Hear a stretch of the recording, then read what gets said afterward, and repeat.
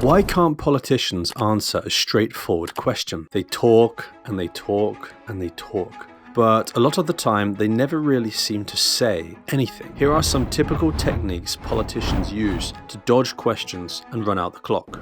Acknowledging the question without answering it. Did you try to steal the cookies from the cookie jar? That's an excellent question, and I'm very glad you've asked it. This is the kind of topic that makes me feel like attacking the legitimacy of the question. Did you try to steal the cookies from the cookie jar? Do you really think your audience cares about a trivial question such as that?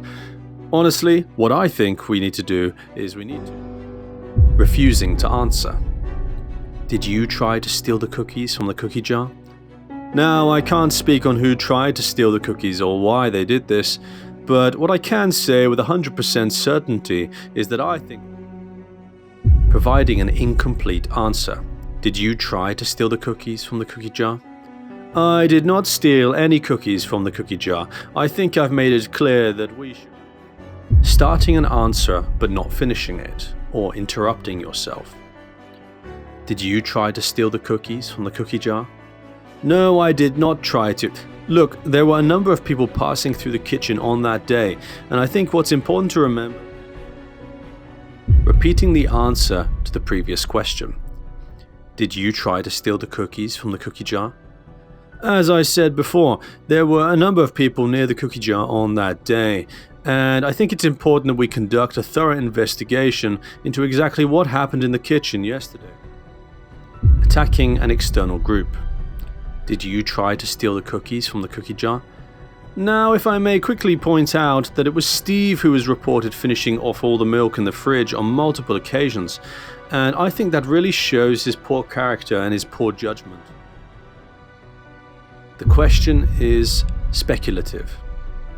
Did you try to steal the cookies from the cookie jar?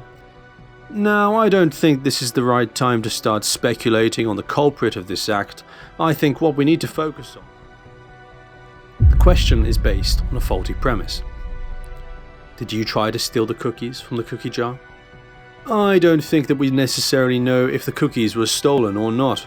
There are a number of other possible causes for the cookies' disappearance, so we shouldn't speculate on exactly what cause it was. And this is just a handful of the tricks that politicians have up their sleeves to avoid questions. Some of the more experienced politicians have decades of practice and will pull off these techniques effortlessly. The thing about interviews on mainstream news channels is that there is always a limited amount of time.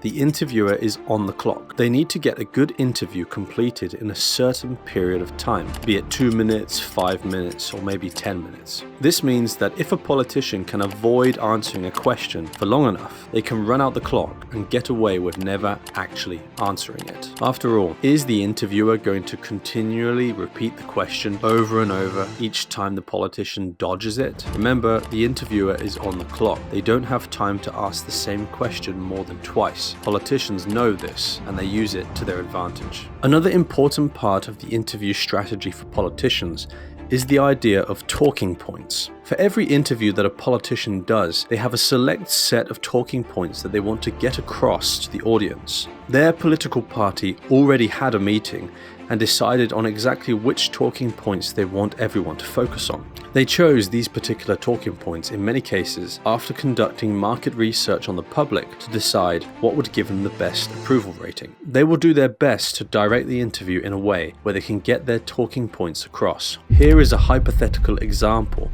of talking points in action. Interview topic is cuts to the healthcare system. There are 2 talking points in this interview. 1. We are committed to improving the healthcare system. 2. We hired 400 new nurses in London last week. Is it true you're going to cut spending to the healthcare system? Well, first of all, let me acknowledge the incredible work being done every single day by our nurses and doctors up and down the country. The fact is, they are the backbone of this country, and that's why we are absolutely focused and committed to improving the healthcare system and making it a system that is admired worldwide. That's why just last week we hired 400 new nurses to 8 different hospitals across London, and this will help alleviate some of the staff shortages London was seeing previously. Here is another hypothetical example of how talking points work. The interview topic is, a tax cut for the top 10% of earners. There are 2 talking points for this interview. Number 1, we are committed to creating a tax system that's fair for everybody and good for the country. 2, we've spent the last 3 months reforming the tax code to make it as clear and simple for people to understand.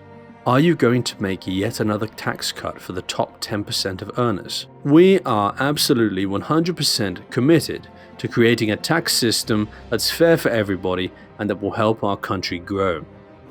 I don't want to speculate on any future tax cuts, but I can tell you that we've spent the last 3 months reforming the tax code to make it as clear and simple as possible for people to understand, to make the whole system stress-free for everybody.